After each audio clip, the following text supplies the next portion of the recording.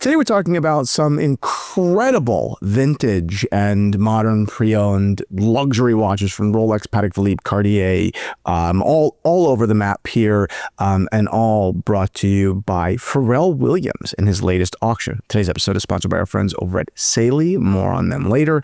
And this is cool. I mean, this moment, I think, and without being too dramatic, I really feel like this moment is a moment in the modern history of watches that we've really been waiting for a long time. I'd say for 10 years, for me, and I'm sure for older people that have been in this longer, even longer. And again, I'm not going to try to be too dramatic here, but Pharrell Williams is hosting his first dedicated watch auction entitled The Art of Time, and it is through his platform called Jupiter with 2 O's, go figure. And the whole kind of strategy behind the way that they curated these watches challenges kind of all of our very boring, very sheepish kind of general mentality to only look at the most obvious, the most famous watches. And all the big auction houses are guilty of that, for sure. All the big auction houses essentially, for big auctions, major auctions of note, because they also do a bunch of bullshit auctions. That happens as well. They essentially do, the most famous APs, the most famous Rolexes, the Paul Newman Daytonas of the world, the 5711 with the green dial, the Tiffany, the this, the that, like real hype, kind of, again, somewhat, great, but played out. Everything there is to be said has been said. We are aware of these watches. We know everything about them, basically. Sure. When one in great condition comes to market, it should be auctioned, and that's lovely, and it's great to see it find a new great home. But that sort of strategy doesn't really make for a very interesting auction season. And it also doesn't really make for a very interesting watch collecting market, right? What makes for an interesting watch collecting market is when what is popular is a broader family, right? Not just Daytona. Which Daytona is your favorite? But rather when it's, let's look back into the 1970s, a relatively speaking unsung period in watch, history, and look at what Cartier was doing with stone dials, what Patek Philippe was doing with fully integrated bracelets that wasn't the Nautilus. Right? And these watches are so often so much rarer than the watches that, we hog on, right? Feast on. Is this even worthy of all of the attention, all the praise that we're giving it, right? So Pharrell, who is known for not just his music, but his taste. Pharrell, I believe, has had, or even still holds high positions at LVMH, right? Is that someone else? It could be. Oh, God. It's going to be a bad look. Here's hoping it's Pharrell. He's known for his taste and he's known for these things, very much like Donald Glover is really, really known for the same, right? Donald Glover is a great collector of Cartier watches, other brands as well, but Cartier watches that are off the beaten path, obscure, and generally speaking, it doesn't just take one person to get into it and make everything popular. You need a couple of kind of co-signers to a new space, looking at watches as generally held, art class is not, it's not normal. That's not what we have, right? We have watches are a thing that you buy and you wear and they're nice and hopefully you get one and that's it. But minds like this, people like this, Pharrell with the clout and the cloud and the vision, I suppose, that intersection, have the capacity to say, hey, world, wearing a sub is cool for that guy, but it's essentially a Patagonia vest, right? So I don't feel that way necessarily. That's a little harsh, but their point is, let's push these boundaries farther. Let's look. Now, the downside of this is obviously that everything that was once cool and underappreciated will become really expensive. But I digress. Let's get into the first piece here. This is a Cartier Centra new special order NSO piece in yellow gold with a blue dial, kind of wild, very, very styled Breguet numerals, this sort of exploded font and design with gold Breguet hands. really pretty watch. Cartier new special order is something that's only been recently discontinued. So that's it, right? At least for the foreseeable future. It was something that had been commonplace, or not commonplace, but something that had been in practice for decades and decades and decades, but offered to very few people. Then it was offered to a lot more people. And they ultimately, well, one, just kind of when it's everywhere, it's no longer a special. And then two, they were all flipping them. I mean, I don't know how to put it more kindly. They were buying a watch for $2,000, listing a Cartier for $175 and selling it as a one of one. Right. So, really rich folks were saying, wow, one of one Cartier Centra, not a bad investment. This is pretty cool. So that's why that is over. That's why that is over, and probably, or maybe will never come back. But they are still out there, and there are still some interesting, new special orders out there. I don't think they're all created equal. I think that many, many, many have been created in very, very poor taste. But this one, I think, has been created in good taste. And I think that this, the idea of hyping up a Cartier Centra beyond the watch community into the general market is just good. People will see this that have no interest in, have no background in watches. People have never heard of the Centra before. They just know of the Cartier tank. And, they'll say, whoa, that's freaking cool. What is that? So I think this is an interesting piece. Today's episode is sponsored by our friends over at Saily, which is very appropriate as I leave for a week in Calabria today, because Saily is my new travel buddy. Saily is a simple eSIM app. An eSIM is just a digital SIM card that works without needing to put anything actually physically into your phones. So don't even think about having to swap things in and out of your phone. That's ridiculous. With Saily, all you need to do is just choose a data plan, install it on your phone, and you're all set. You'll have internet wherever you go without expensive roaming fees. That for me is non-negotiable. And it's not just the price of it all, it's the reliability. That is key for me. When I'm traveling, and I travel too much, it's internationally included, like today, the cost of being off the grid when you weren't intending on being. Sometimes you want to go on vacation, you want to unplug, that's fine. But whether it's business or personal, where you need to be in touch with people back at home for whatever reason it may be, whether it's money or whether it's friends and whether it's emergencies, you should have the option. In fact, you need to have the option to have reliable service wherever you go. Whether or not you want to use it incessantly while you're on vacation is up to you, but the option needs to be there. And frankly, I've been doing this for a very long time, and I think that the options with our main providers are unreliable at best. They seem to be accommodating when you're setting them up, and then you get there and it's a mess, but not with Saily. These eSIMs provide you internet connection even when there's no Wi-Fi in sight, but wherever you go, and they save you money on roaming fees. There are so many scams out there, it's ridiculous, but Saily is my trusted partner, and I can tell you I wouldn't be going to Calabria today with so much optimism without them. So it's easy. Just download the app, buy a plan, and download the eSIM, and you're all set. And if you use the code Theo and Harris, you can get 15% off of that plan. That's the code Theo and Harris to get 15% off. If you travel at all, I couldn't possibly recommend that you download Saily enough. They're a great partner, and you won't regret it. Thank you to Saily. Next, Audemars Piguet Royal Oak Concept Tourbillon Chronograph.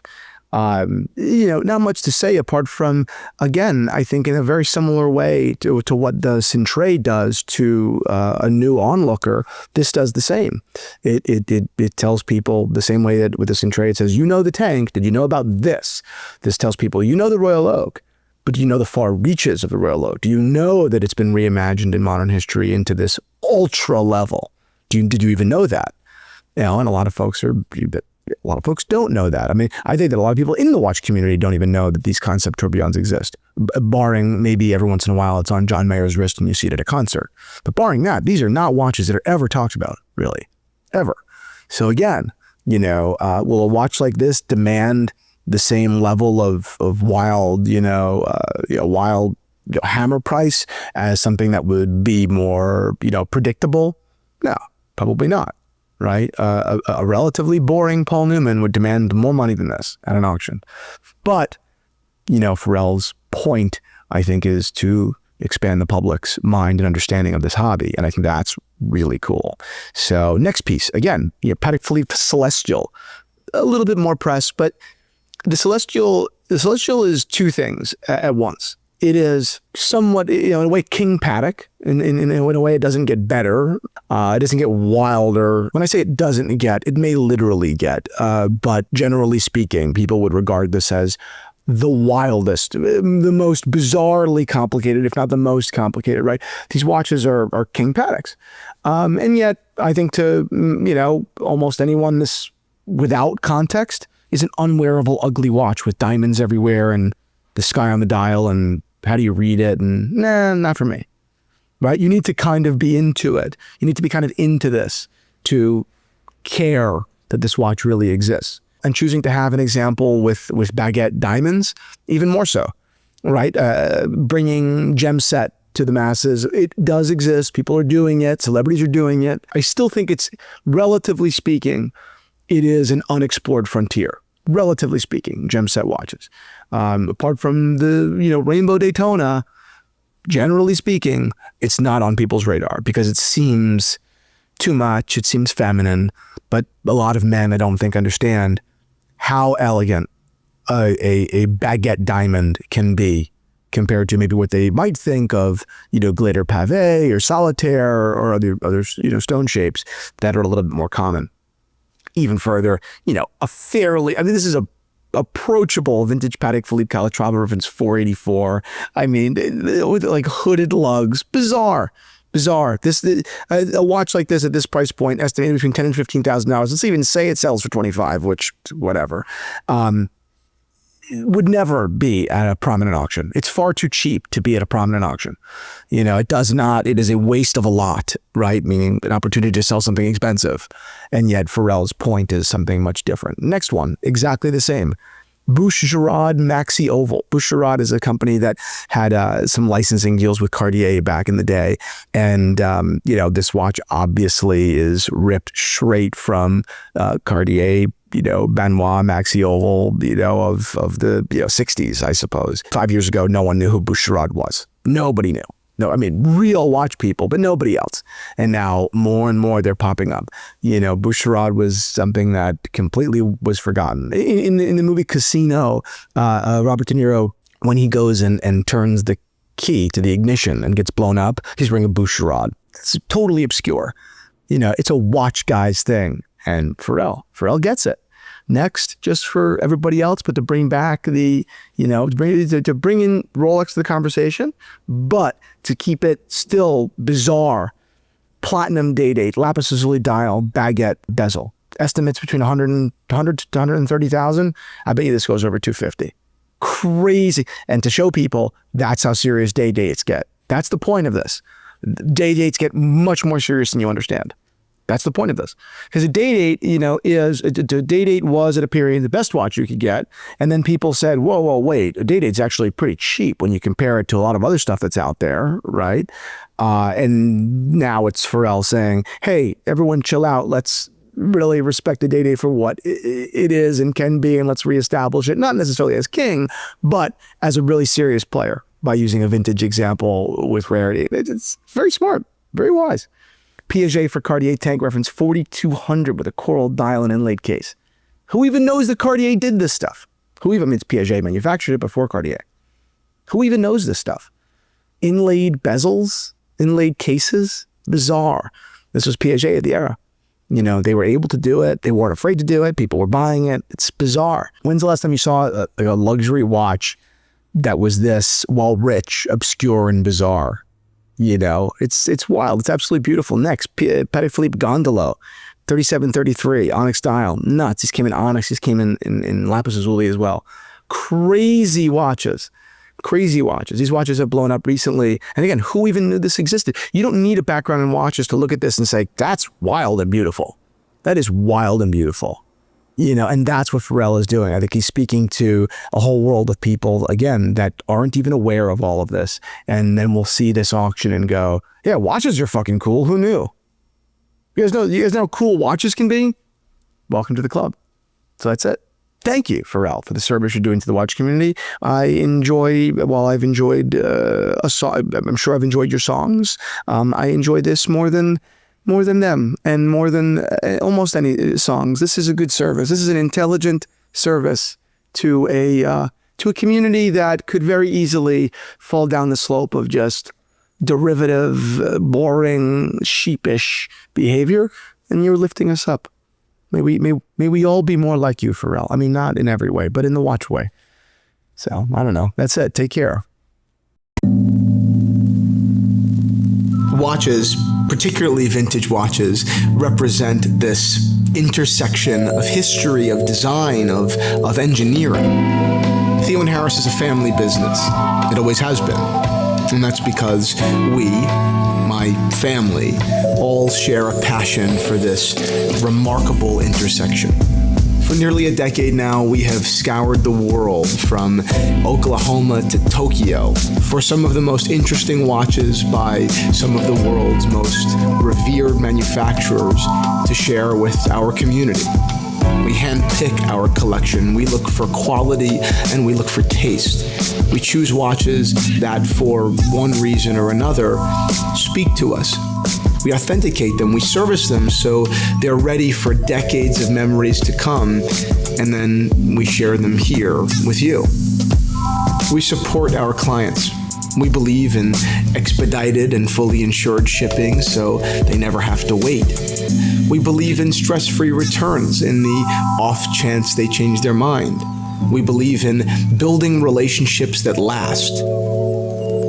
Theo & Harris is a family business. And we haven't just built a shop, we've built a community. So whether you're considering adding a vintage watch to your collection, a handmade strap to your life, or if you're just looking to talk watches, we're grateful that you've chosen us.